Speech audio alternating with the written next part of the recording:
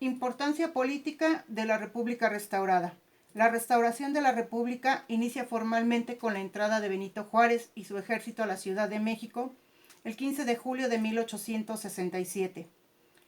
Una de sus primeras medidas fue convocar elecciones para renovar el Congreso y la Presidencia de la República, proponiendo que se llevara a cabo un plebiscito en donde los ciudadanos respaldaran sus cambios constitucionales a las leyes de reforma.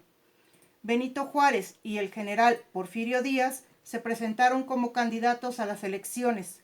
Juárez fue elegido para el periodo de 1867 a 1871, integrando en su gabinete a intelectuales fieles a la República y con quienes emprendió una política moderada, apegándose a los principios fundamentales de las leyes de reforma.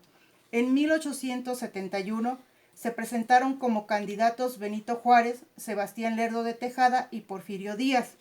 Tras la victoria de Benito Juárez, Porfirio Díaz se levantó en armas y lanzó el Plan de la Noria para iniciar una rebelión contra Benito Juárez, quien había sido reelegido presidente de México por tercera vez. El argumento principal de este llamamiento era que Juárez había incumplido el artículo constitucional que prohibía la reelección presidencial.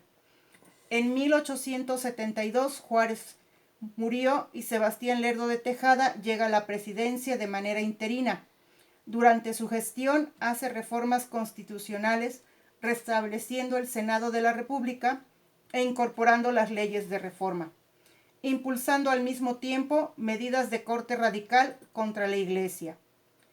Los principales logros de Lerdo de Tejada fueron la inauguración del tren que unía los estados de México y Veracruz. En 1876 se presentó nuevamente Lerdo de Tejada, José María Iglesias y Porfirio Díaz, quien contendía por tercera vez y quien se levantó en armas sin esperar las elecciones, proclamando el Plan de Tuxtepec, donde denunciaba los excesos y errores cometidos por el presidente Lerdo de Tejada, quien fue ganador.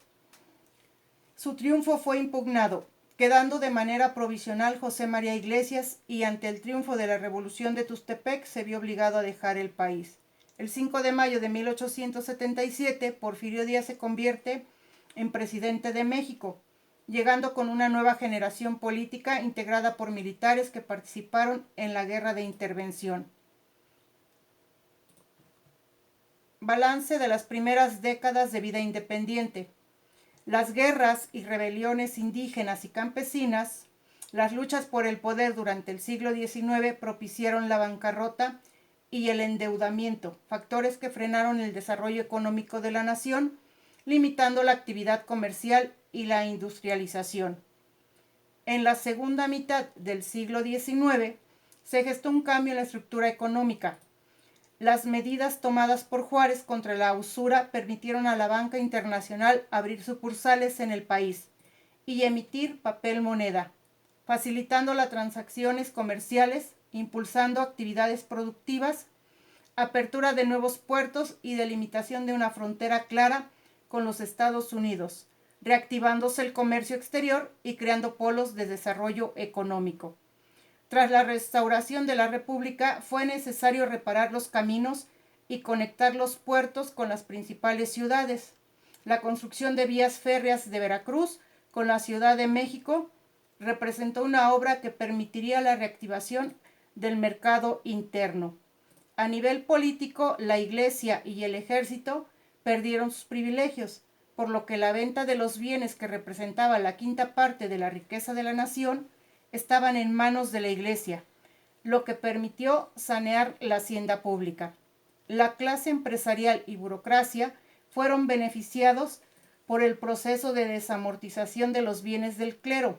Los negocios más redituables fueron la minería y el comercio de exportación, que quedaron en manos de compañías extranjeras, inglesas, estadounidenses, francesas y alemanas.